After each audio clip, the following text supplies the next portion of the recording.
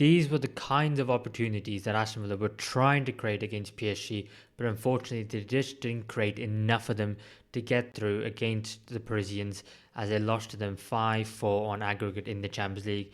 I think we have to say credit to Aston Villa for getting this far, doing this well, and making, in my opinion, the favourites for the competition look really, really poor in that second half. And you have to give them a lot of credit for how they performed. But I have to ask the question, that third goal in Paris, the one from Nuno Mendes, was that the killer? Was that the one where it was maybe we were giving ourselves too much to do against this really good quality side?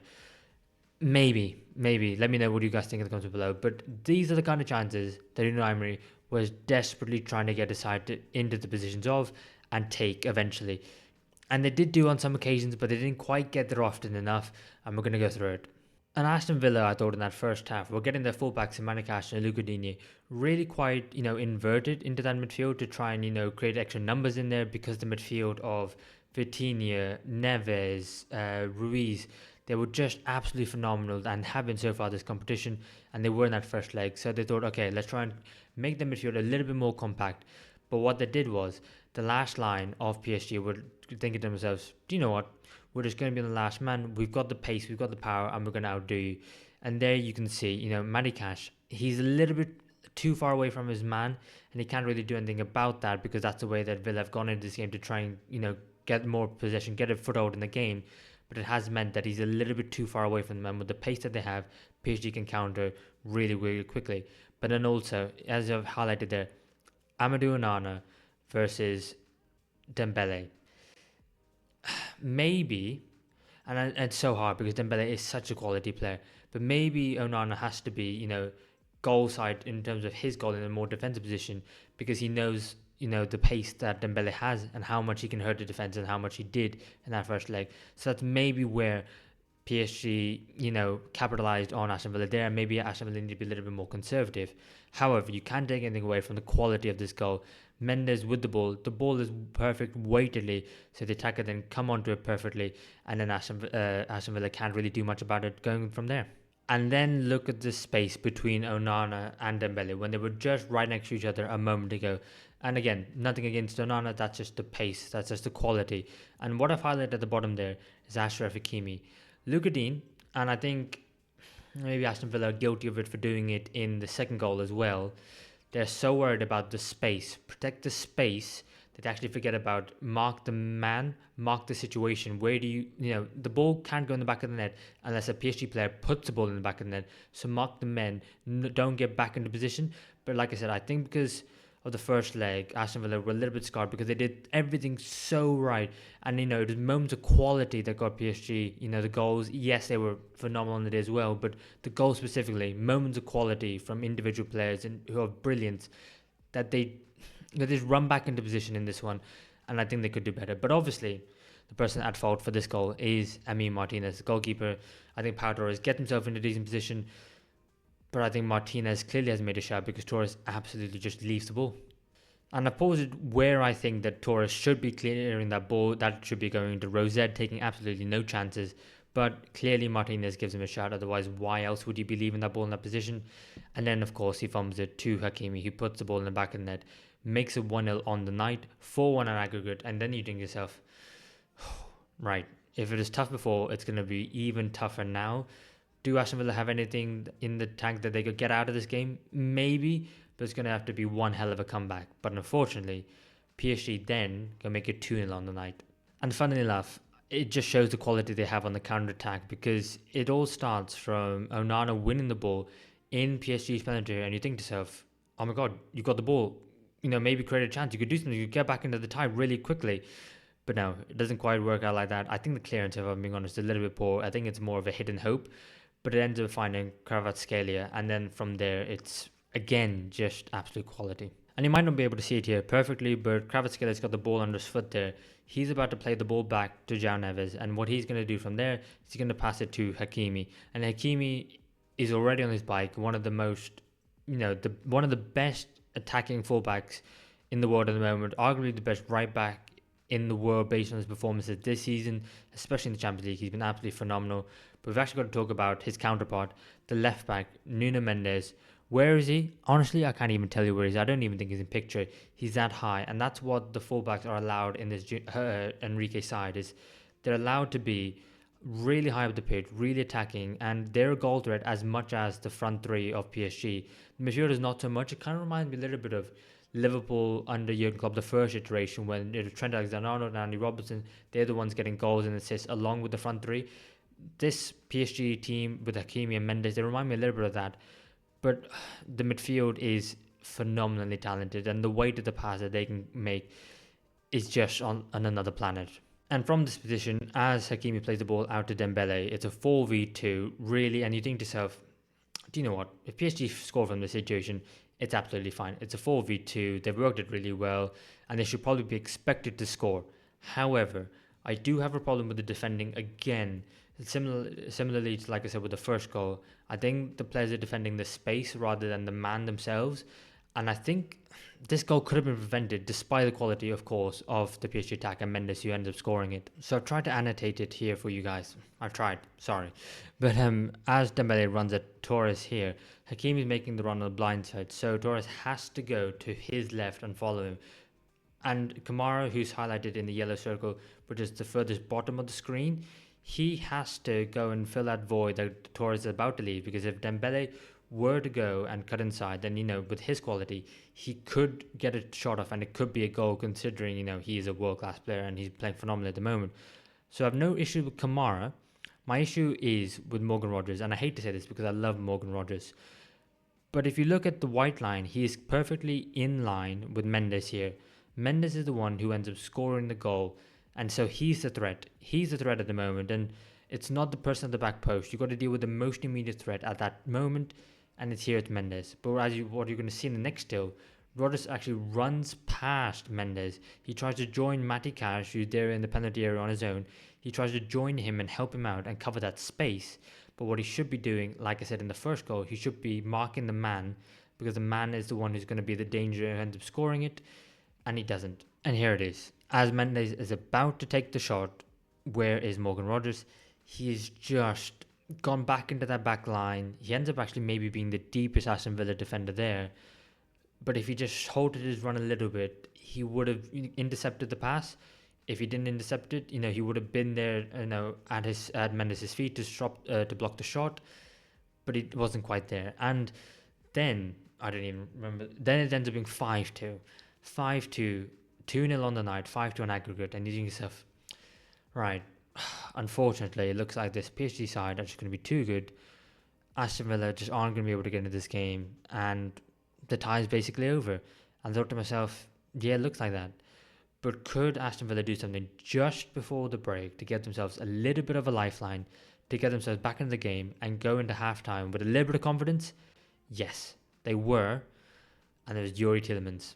And very similarly to the way that PSG were able to keep men up and counter-attack really well and be quite effective when they were to do it, I thought that Aston Villa, when they counter-attacked, when they passed through PSG's midfield, were able to really create some good chances, but they weren't able to get into those positions often enough. But the sometimes that they did create some really great chances, which was the Youri Tielemans goal. And you can see here, Aston Villa win the ball back from PSG's midfield, who, by the way, PSG midfield, not just great on the ball, great in the press as well. But they win the ball back. They play a bounce pass in midfield. Onana has the ball. And you can see they're highlighted in the yellow circle, Kamara. He's telling Onana exactly where that ball needs to go. It needs to go past the PSG midfield into the forward line. And there you've got there 3 Aston Villa midfielders in the space, and who are able, with their quality, to run into that space and cause some threat. And when they do get those chances, they are incredibly deadly. And for me, a couple of players throughout this entire game, and I hope they get the credit despite the fact that Aston Villa did lose the tie. Morgan Rogers, like I said, in the attacking sense, was really, really good. But also Tielemans, McGinn, and Marcus Rashford. I thought some of their play was excellent. And Marcus Rashford has definitely proved me wrong, because I thought, do you know what, in January, if you're a club and you're looking to sign a forward to really, help you achieve your goals this season, stay away from Rashford. But absolutely not. He absolutely makes this move. As he starts out wide on the left-hand side, Tielemans ends up getting into a 2v1 situation, and it looks like he might not have an out there. What Rashford does to get the ball to John McGinn, who then his just awareness of where to play the pass, when to play the pass, and the weight of the pass when he does make it, is absolutely exceptional. But for me, it's Marcus Rashford. He helps out his teammate. He realizes what's needed in the situation. And for me, he creates a goal more than anyone else. Because he comes to help out Tielemans, who then peels off to the left-hand side. Rashford then, makes the midfielder, gets the ball to McGinn.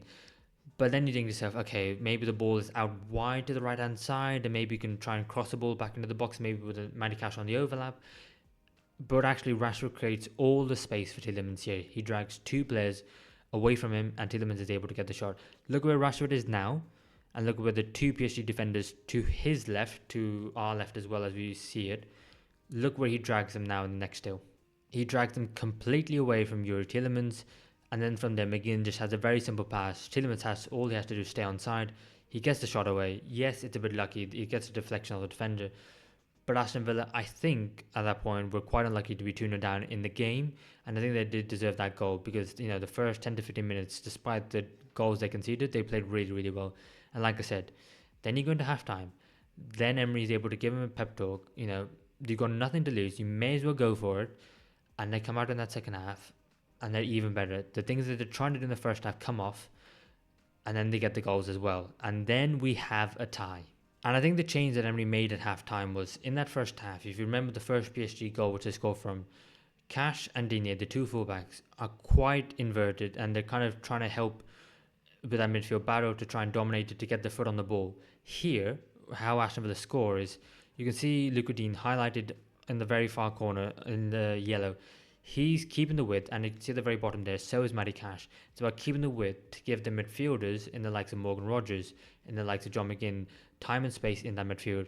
As you can see there with Hakimi in the yellow circle on the right-hand side, he is there thinking to himself, right, Pau Torres might pass this ball out to Digne, so I need to be out there. And by him going out there, it leaves John McGinn to have all that space in the midfield to then be able to drive with the ball.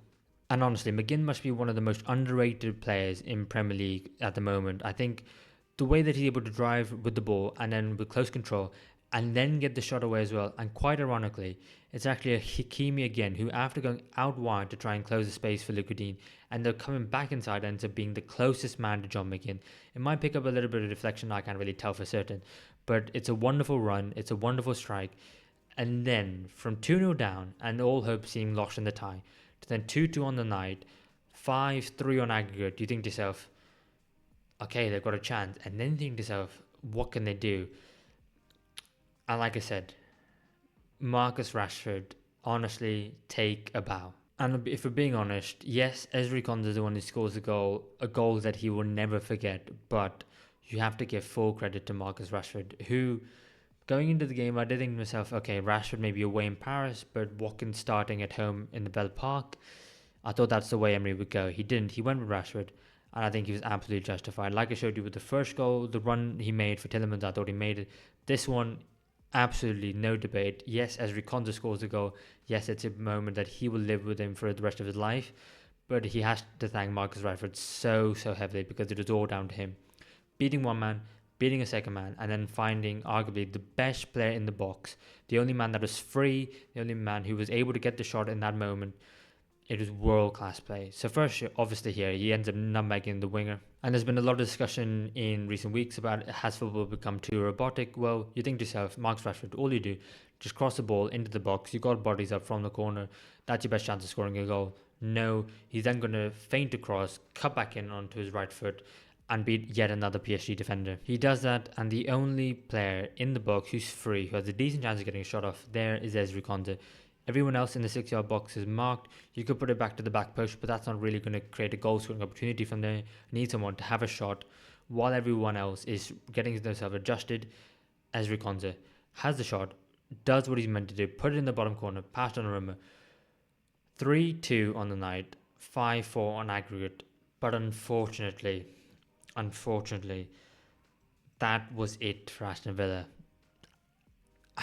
And it's such a shame because they played so well. But I wanted to say that I think Aston Villa should be so proud of getting this far in the Champions League. To qualify automatically in the top 8, was a really great achievement. To then beat Club Brugge, who, yeah, sure, they probably should beat on paper, but you still have to beat them. They did that comfortably. To then get PSG in the next round, to then take them all the way to the wire to make this amazing PSG side given the most challenges they've had so far in the knockout competitions, to give him more of a game than Liverpool did in the last 16, that has to be said. To then take him this far, and Aston Villa had chances. Ezri Konsa had a chance where he just missed the header completely. Rashford, just prior to the third goal on the night for Villa, he forced Donnarumma to make a pivotal save, which he had to make. You also had Marco Asensio, who had a one-on-one, which was a very weird situation with the PSG own player against his own parent club. And then he had Ian Maatsen at the end as well. And if it wasn't for the fact that Pacho on the line ended up clearing it, that looked like it could have been the certain goal. So you have to give Aston Villa huge credit just for not only for getting this far. The team that they faced, they faced Bayern Munich, they beat them. They played Juventus at home, didn't lose to them. They had so many great moments in this year's Champions League, and you just have to tip your hat. You have to give credit to the players and Unai Emery for getting this far and for what a phenomenal ride they've been on so far. Like I said right at the beginning, the question is though, is there any regret because of the fact that maybe it was that third goal in Paris that was maybe a step too far? If it was 2-1, who knows what could have happened? Maybe do you regret the first 10 to 15 minutes, the way that the team set up? Maybe were they too attacking? Maybe they would kind of go for it too early, too soon. Who knows? It's all if, buts, and maybes. But you have to give huge credit to Aston Villa. And maybe they'll win this competition again next year. Maybe they'll be able to qualify through the Premier League. The top 5 teams in the league now get Champions League. Could they do it? They certainly have the quality. And I think there's nothing else for me to say apart from just Villa fans, let me know how you're feeling. I mean, obviously gutted, but you must be so immensely proud of your team from where you were a few years ago in the Championship to now where you are now. Yeah, I think it's a very, very good time to be a Villa fan. And that's all I have to say. Credit to you guys for putting on an amazing performance. Let me know what you guys think in the comments below. Give the video a like if you liked it, subscribe to the channel, and I'll see you in the next one.